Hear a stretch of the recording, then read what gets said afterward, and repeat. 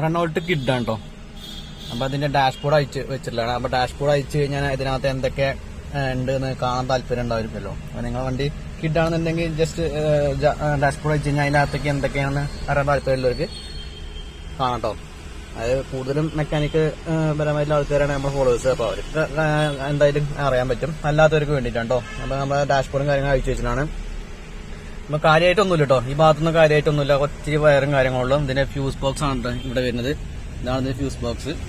പിന്നെ ഈ കാണാനാണ് AC-ന്റെ കൂളിംഗ് കോയിലിന്റെ അസംബ്ലി കേട്ടോ. ഇതിനകത്താണ് നമുക്ക് തണുത്ത കാറ്റും ഇതൊക്കെ വരുന്നത്. കൂളിംഗ് ഇതാണ് കൂളിംഗ് കോയിൽ. ഇതിപ്പോ പഴയതാണ്, ലീക്ക് ചിക്കാൻ വേണ്ടി വെച്ചാണ്. പുതിയ കൂളിംഗ് കോയിലൊക്കെ ഇട്ട് സെറ്റ് ആക്കി വെച്ചിട്ടുണ്ട്. ഇത് തിരിച്ച് കയറ്റണം, ഇതയച്ച് തിരിച്ച് കയറ്റണം. പിന്നെ കുറച്ച് വയറും കാര്യങ്ങളും, ഇവിടെ കുറച്ച് വയറും കാര്യങ്ങളും. ഇതാണ് സ്റ്റീറിംഗിന്റെ കോളം കാര്യങ്ങൾ കേട്ടോ. സ്റ്റീറിംഗിന്റെ മൊഡ്യൂളാണ്, പവർ സ്റ്റീറിംഗ് ആണ്, ഇലക്ട്രിക്കൽ വരുന്നത്. അപ്പൊ അതിന്റെ മൊഡ്യൂളാണ് ഈ കാണുന്നത്. ഇതിന്റെ